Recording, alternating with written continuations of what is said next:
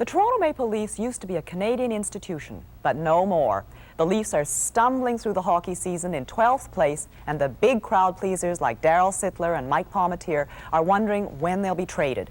Morale may be low on the ice, but in the front office it's business as usual, and that means big deals, big profits, and outrageous talk from a man who boasts that he's one of the great con artists.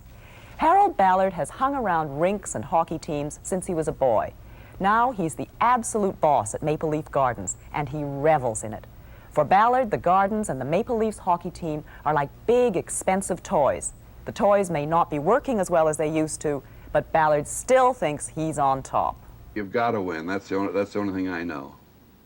At any cost? At any cost. Kill the other guy? Why not? Get him out of the road, you'll never have to compete with him again. There'll be somebody else come up in his place. Well, take a shot at him, too. As he squires His Eminence, the Cardinal of Toronto, into the opening game ceremonies this year, 76-year-old Harold Edwin Ballard knows his formula for success works. As absolute boss of Maple Leaf Gardens, he's been called a pirate, a bully, an oaf, and a vulgar male chauvinist pig. Tact is probably the only four-letter word he doesn't know. In short, he's irresistible. You know, I'm saved now. I joined the church. You know that. You left to right. This year, the fans failed to boo Harold. Move along one. No doubt restrained by the presence of a prince of the church. And by the end of the evening, his team was off to a start the audience had come to expect. Hope all you fellows are well this morning. Yes, sir. Just good morning. Don't give me that sir stuff. Good morning. Doc, how are you? Harold and his boys in the front office are blamed for the Leafs' dismal showing this season. The efficient staff I have, Gathered around the table to make this year's draft choices are faces from a bygone hockey era.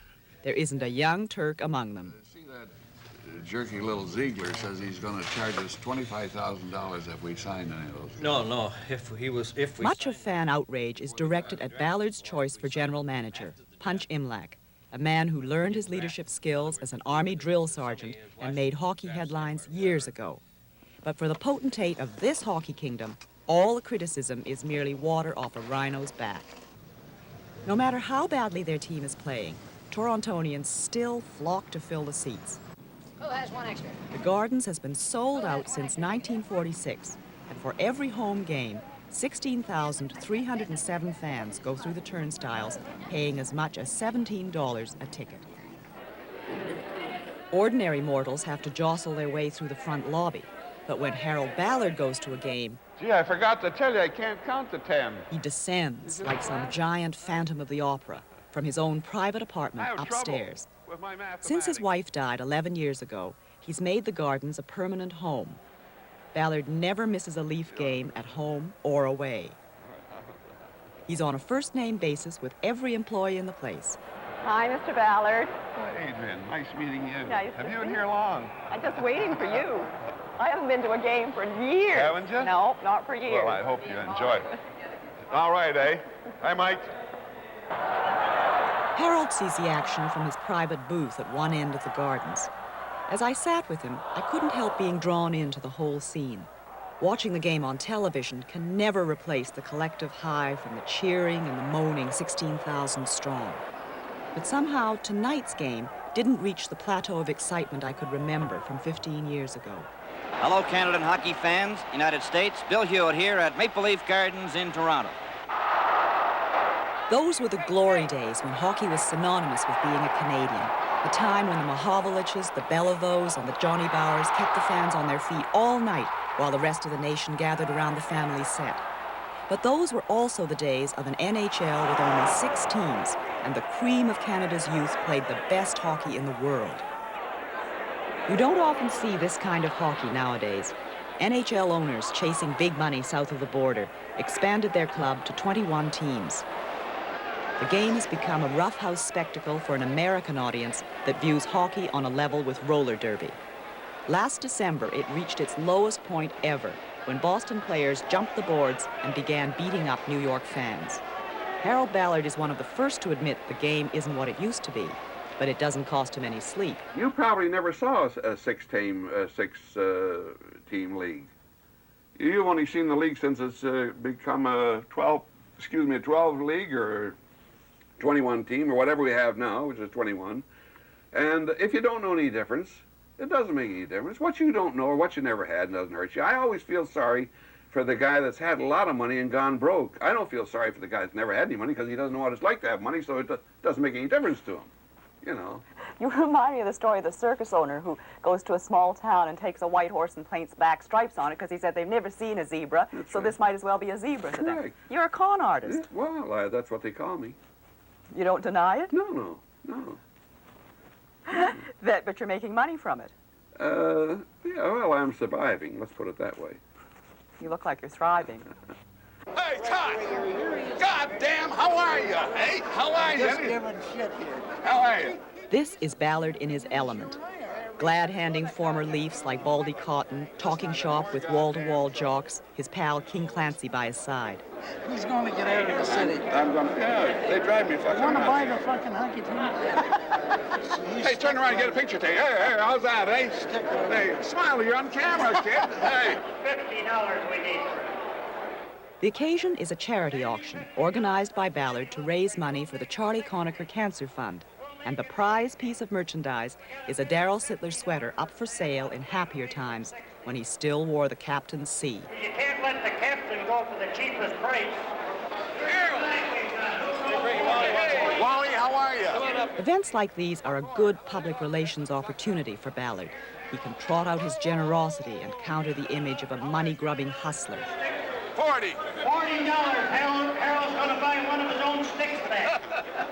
There you are, Harold. There. I'll give you 50 for it. Here you are, Sonny. Here.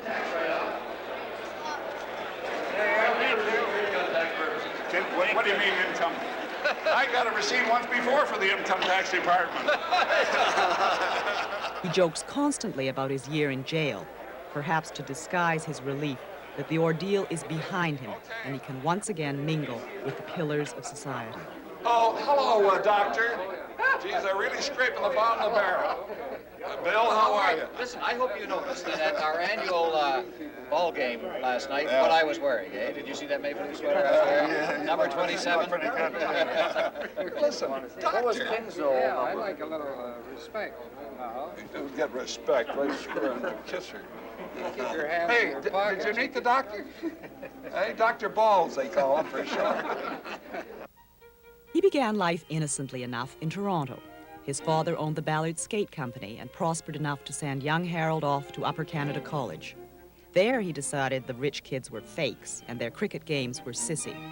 For him, it was the speedy end of life. But he couldn't make it in either hockey or football, so turned to powerboat racing and speed skating. He was good enough at that to lead the parade for Canada in the 1928 Olympics.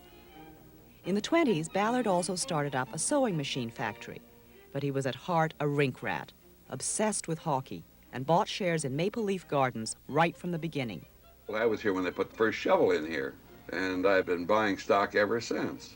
Conn Smythe built the gardens in 1931 for $1.5 million, financing the project with personal gambling profits and paying workers with garden stock instead of cash. Ballard had his own junior hockey club then, but he had his eye on something bigger. He wanted the gardens and the Toronto Maple Leafs for himself. I saw the light, and I'm not talking about religion. I saw the light in the sports world. But it was a long time before he had any influence over the Leafs. During the 1940s and 50s, he and Conn Smythe's son, Stafford, ran the Leaf farm team, the Marlies. It wasn't until 1961 that the two joined forces with Toronto publisher and TV owner John Bassett and bought control of the gardens. They immediately began converting the hockey shrine into a palace of entertainment. It all came crashing down at the end of the 60s when Ballard and Smythe were accused of income tax evasion, theft, and fraud. Their one-time partner, John Bassett, cast the deciding vote to throw them off the board of directors. Stafford died in 1971, and Ballard did a year in the minimum security section at Millhaven for stealing $205,000 from the gardens. To this day, he sees nothing wrong in what he did. You're unrepentant, totally unrepentant. Absolutely. And as far as old Diefenbaker goes, he got up in the house and said there's a law for the rich and one for the poor. You know, I got the tape on that. That old sucker'd steal your eyes out and put a grape in until you look better. Let me get in the pen, please. Ballard had outraged John Diefenbaker and prison wardens across the country when, on a weekend pass in 1973 to announce the signing of Darrell Sittler, he boasted to reporters that Millhaven was like a high-class motel with steak and fresh buttered garden peas 3 times a week. At the time, the press thought he was having them on. Outside the humiliation and the disgrace, it wasn't bad because I had a pretty good time down there at Millhaven. I had my own room. It was a high-class motel as far as I was concerned. Now you're repeating exactly what you said at that Darrell Sittler press conference. Mm-hmm. And I've been told that you set prison reform back in Ontario by about 20 years with those remarks. Is that so? Yeah. Well, I can't see how that was because where I was, it wasn't actually in the severe part of the prison. And I thought they should have credit where credit's due. And why But you not? weren't getting tenderloin 3 times a week. Come on. You think I wasn't, eh? No. Well, you just keep on thinking, baby, because you're not right. How I worked in the stores department. The only hint of bitterness Ballard shows about his prison career comes at the mention of John Bassett's name. You know, he's a great glad-hander and, goes around with that ivory smile. He looks like a Pepsodent smile, and he tries to win you over with all that. But when you know Bassett, and know him the way I know him, it's a different story. I don't detect any warmth towards him or forgiveness. I don't? No, I don't in what you're saying about him. Did you think about it while you were in prison? Did you think about people who would think about a guy like him? He should be in there, not me. On his return from prison, Ballard had gained full control of the gardens. He set out to squeeze from it every dollar he could. Now the place is filled 200 nights a year. Toronto Italians swarm there to watch soccer. The rock concerts draw swooning teenagers. Evangelist Billy Graham rents the gardens to convert Toronto sinners. And there's always the circus. When the old regime thought this, all they had to do was run a few hockey games in the winter and a couple of ice shows, and then they closed the building up for summer. I go out of here at night, and if the lights are down or the seats aren't filled, I shudder. I mean, I can't stand it. Hi, how are you? Have a good time now, eh? Last year, the gardens made a net profit of $1.6 million. But in Ballard's zeal to make money, some of the old traditions have had to go. Then the Leafs take over in their own zone. Foster Hewitt's voice is gone now to make way for someone willing to pay a higher price for the radio rights. Hewitt's gondola was thrown into the fire to make room for more of these private boxes that rent to company executives for up to $30,000 a season. The 48th Highlanders only get to play on opening night now instead of at every game. Their bandstand took up too much seating space. It was cheaper to have an organist tucked away in the rafters. The good old days at the Gardens are missed, not just by the fans, but by many former Leaf stars as well. Red Kelley, who's been going to the Gardens since he was a boy, now finds something missing. Going to the Gardens was almost like going to church every week. You were there every week, and there was a bit of awe about the Gardens. You sort of revered it to a certain extent, and that feeling no longer exists. There are a lot of people who say that you tarnish the image of the Gardens as a hockey shrine by putting in more seats, by booking in rock groups, by making it a kind of circus place. Yeah. Well, if that's the case, I've never seen a church that doesn't want to put more seats in. They got the people to fill it, and they don't tarnish churches doing it. And I don't think I'm any different here than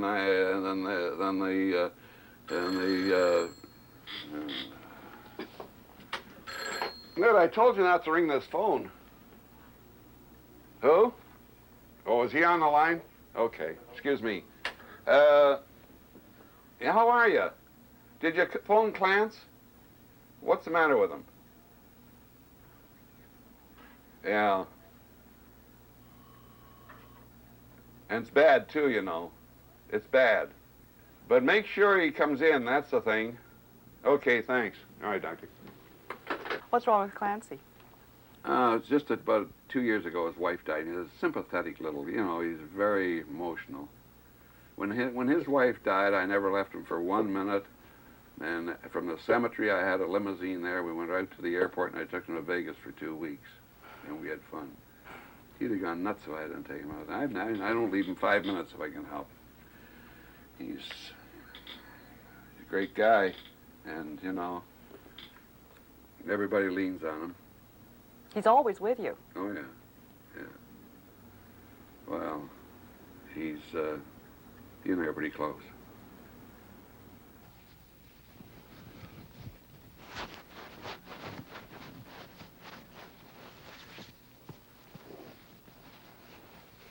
We look like a couple of those goddamn missionaries, don't we?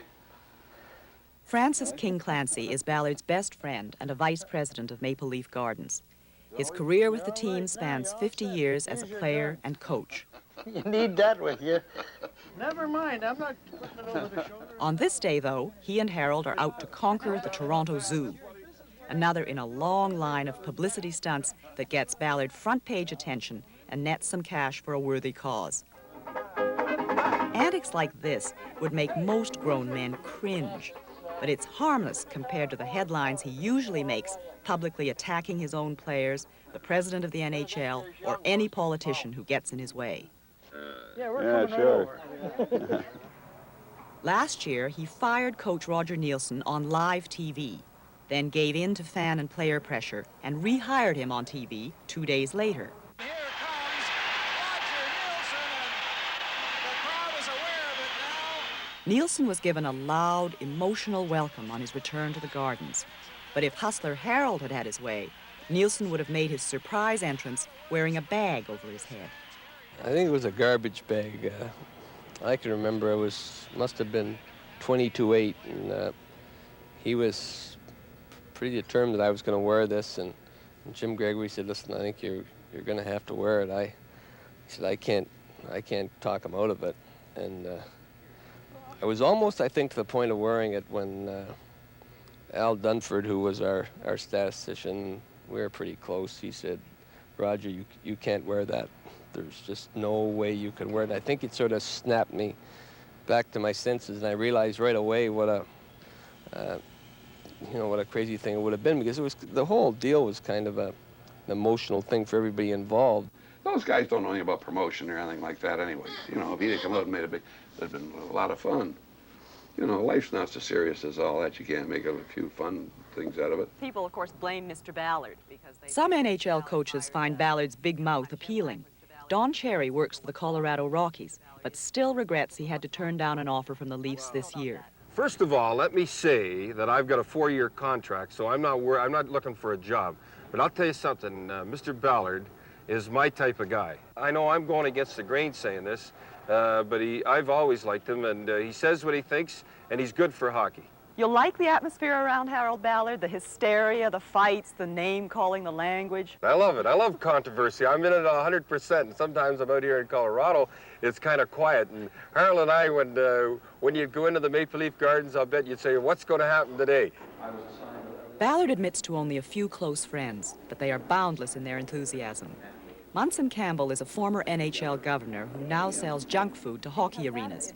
He talks about an aspect of Harold's character I personally knew nothing about. Harold Ballard likes ladies very much, and ladies like Harold Ballard very much.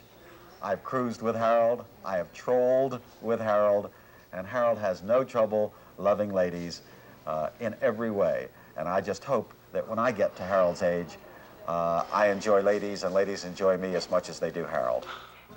While some women would not know quite what to do on a date with Harold Ballard, Sylvia Train, gossip columnist for the Toronto Sun, knows exactly how to handle him. He's born under the sign of Leo. He's a typical lion. Roars like anything, doesn't he? But if you know how to stroke him the right way, he purrs like a pussycat. He's known for his outspoken views on women. I saw a tie that you had given him. It has MCP for male chauvinist pig on it and a little pig. Why'd you give him that tie? Why wouldn't I? Because when you go out with him at all for dinner, you become a non-person. You, for instance, they say, oh, good evening, Mr. Ballard. Good evening, Mr. Ballard. Would you care to sit here, Mr. Ballard? And I'm kind of left kind of following behind like an idiot. And then when you sit down, it's all him. I mean, they hardly glance at you and say, what would you like? And he has a favorite dish, which is calf's liver. I happen to like it, too. And he likes his thin and very well done. I like mine thick and kind of pinkish. I always get mine thin and very well done. And it just infuriates me. You're renowned for the outrageous things you say about women, about racial groups. Why do you say things like that? Well, that's the way I think. And as I said before, I tell people what I think. I don't think one way and then tell somebody else another way. But you do have your prejudices. Come on, you're well renowned for calling people niggers, heaves. We have it on record. You do it. That's all right. I do that quite often. So do you. Everybody does. They don't get confused. They just get mad, and that's the first thing. It's like swearing at somebody. You don't call somebody a goddamn fool and expect that that you actually mean it. Does it occur to you that they might be deeply offended by you referring to them that way? I don't think so. Listen, when you're in the sports business, you know, we have people in our club. We have French Canadians and we have Polish guys. Johnny Bauer, they often say, so-and-so Polak or something like that. You want to get offended at that? It's stupid. If somebody says to me, I go to the States, say, you Canadians, you're a bunch of Indians and one thing and another. Do I get offended? I don't care what they say. You know, the old story, sticks and stones will break my bones, but names will never hurt me. Alan Eagleson, player's agent, has been dubbed a lunkhead by Ballard, but he usually doesn't let it get to him. I know it upsets many people at the National Hockey League table of discussion when Harold uses his inevitable descriptions of them from their racial and ethnic backgrounds. And yet I know that although it's not tolerated in today's times, I think he's grown up with people where it was a familiar comment and a familiar description, and I don't think anybody's going to change him now. And if he offends people, he just says, I don't care, I don't give a damn, that's the way I feel, and that's the way I think, and that's the way I talk. If they don't like it, they don't have to do business with me. There's a rumor that you aren't very fond of some of the acts that you book into the Gardens, the musical acts. Well, there's certain shows that I don't like. I don't like the nudity in shows, although I like females, but I don't like them performing half dressed. I even get a sort of a disgusted look at watching those Argo girls. They dance with 2 left feet, and they look like a lot of ninnies jumping around out there because none of them can dance. And the only thing they're trying to show off is what God gave them, their body, and some of them ought to send it back. See, there's a couple of swell-looking broads in here. Holy Christ, you ought to see the one in the front. Is she a... Talk about a linebacker. What the hell are we worrying about the one in black? Jesus Christ, eh? Did she ever build? Oski Wee-Wee! Oski Mama! Tigers! In 1978, Ballard bought the Hamilton Tiger Cats for $1.5 million and knelt in gratitude before Football Commissioner Jake Goddard, promising to behave himself. He says he bought the team because he had nothing to do during July and August. Now, on a sunny afternoon, he and Clancy sit in the owner's private box. For Ballard, it's a whole new set of players to complain about. See, there are a couple of dandies, those 71s. Hey? They're both charged with the same goddamn brush. And being new to the game, the two friends sometimes are a little confused about who and what the players are. Who is it? Kelley, an Irishman. You can't put all right. And he's a hell of a player, too. Is he a Jake? No. Is he? No, white.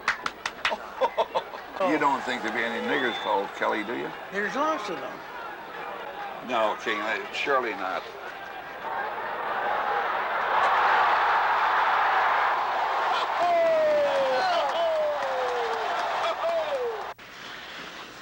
No such sweet moments have come Ballard's way this winter. The disastrous record of the Leafs to date is in marked contrast to the owner's exuberance last fall when he proudly displayed his players to the Gardens Board of Directors. Palmetier, he's come to life, and his Boschman, you'll be pleasantly surprised how well Salming's doing. Lanny McDonald is exceptional, I would say. But by December, Lanny McDonald was traded by Punch Imlach and Ballard to Colorado, the lowliest team in the NHL. The star right winger was a favorite of the fans who solidly lined up behind the players in what was now open war between management and the team. I felt things were deteriorating in Toronto. I didn't feel that what they were doing to the hockey club was helping them. I felt they were tearing down the players, and anytime you start tearing down the players, you're tearing the heart and soul out of your hockey club. A lot of the people we've talked to say that Mr. Ballard has to take his share of the blame for what's happening to the Leafs now. Definitely, Mr. Ballard has a big part to share of the blame, and I'm not bitter because I'm very happy to be where I am right now. So it's not as if I'm just talking about sour grapes, but the fans are very dissatisfied, and I can't blame them because that is a hockey dynasty, and if that goes downhill, the whole league's hurting. This was the scene on Toronto's Bay Street in 1962 when the Leafs won the Stanley Cup. Their winning era ended with Harold Ballard's rise to power. The Cup had been theirs 4 times in the 60s because they played hockey with skill, panache, and a spirit they've never displayed since. In a curious way, the Leafs today play hockey the way their owner lives his life. No polish and rough edges everywhere. Even in practice, they wind up punching each other. As Ballard says, it's kill the other guy before he kills you. What kind of hockey do you want to see played? You once said that you wanted the kind of hockey player who, if you threw raw meat to him, he'd go wild. In essence, yes, I want somebody that's going to give the fans entertainment, and I think that in a game like hockey, which separates the boys from the men, and if you have to give them a little shot of raw beef once in a while, I don't think it hurts at all. Well, let me tell it this way. For 50 years, they've had fighting in it, and the intellectuals have come in the game now, the liberal kookaloos, as I call them, guys that are accountants and stuff like that have come in and telling me and Harold, who's been in hockey for about 30 or 40 years, this is wrong. Just get the people who's been in the stands paying $15 and $17. They want rough hockey. They want hitting and they want fighting. It's just the guys in the sports casters, guys like that have never played hockey that don't like it. Fighting is part of the game, hitting is part of the game, and Harold knows it, and I know it. Little fisticuffs never went by or hurt anybody. And listen, it's a man's game, and if somebody hits you a shot, if you're some kind of a coward, or not a coward, but if you're a little bit on the chicken side, you don't go back at them. Bill McMurtry is a longtime critic of Goon hockey. He and his brother Roy, Attorney General of Ontario, frequently spar with Ballard and the NHL over how the game is played today. I think the great tragedy of Harold Ballard is that we have to take him seriously. He's a very personable man, a very colorful man. In the context of hockey being show business, he's probably an asset. In the context of hockey being a sport and setting a trend for morality and our whole approach to sport, I think it's a great tragedy. Well, that's his opinion. But from what I understand, I never saw him play, but they tell me he was one of the dirtiest guys that ever held a hockey stick. So, and I heard it from pretty good source, and his brother. They were a couple of the tough guys at the university. But, you know, it's not do as I do as I say, I guess, with him. You never like to be punched without punching back, do you, would Mr. you? Ballard? I mean, I say it's natural. If you have any blood in you at all, if it's not grape juice in your veins, naturally you'll do it. But if you're filled up with grape juice or vinegar, you'll take it. At 76 and a millionaire many times over, secure in his kingdom, Harold Ballard can say or do anything he wants. Above all else, he is a survivor. Do you feel that there is time running out and you've got to grab things? No, I'm just starting. You know, when they catch me, I'll have my shoes on. And they're not going to catch me, baby.